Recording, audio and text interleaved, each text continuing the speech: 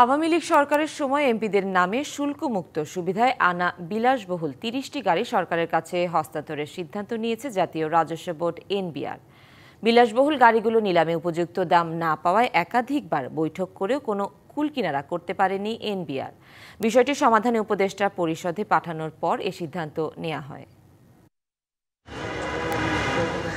চলতি বছরের ২৮শে জানুয়ারি নিলামে তোলা হয় বিলাসবহুল এসব গাড়ি। ২৪টি গাড়ির মধ্যে ১০টির বিট পড়েনি। বাকি ১৪টি গাড়ি ভেদে দাম উঠে সর্বনিম্ন ১ লাখ থেকে সর্বোচ্চ ৩,১০,০০,০০০ টাকা। বাকি ৬টি গাড়ি নিলামে তোলা হয়নি। গাড়িগুলো দ্বিতীয় দফা নিলামে না তুলে রাজস্ব ঝুঁকি ও আইনি বাধ্যবাধকতার কথা জানিয়ে ১১ই মার্চ এনবিআরকে চিঠি দিয়ে দিক নির্দেশনা চাই চট্টগ্রাম কাস্টমস। এগুলো যখন আমরা নিলাম করলাম খুবই অল্প দাম উঠেছে। এখন নিলামের টাকাটা হয়তো সরকারি কোষাগারে আসবে, আবার সরকারকেই এইসব গাড়ি কিনতে হবে অনেক দাম দিয়ে। তো আমরা ন্যাশনাল ইন্টারেস্ট চিন্তা করে আমরা এই গাড়িগুলো সরকারের পরিবহন পুলকে দিয়ে দেওয়ার সিদ্ধান্ত নিয়েছি।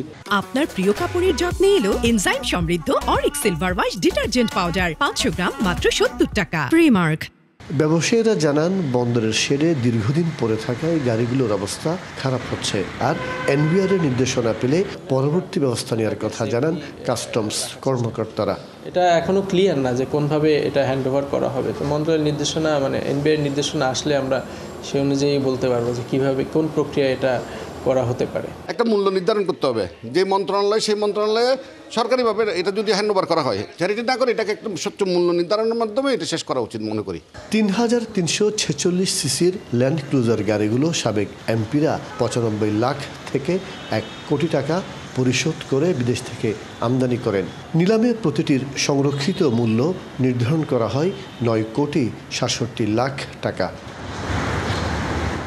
মাসুদুল হক, ডিবিসি নিউজ, চট্টগ্রাম।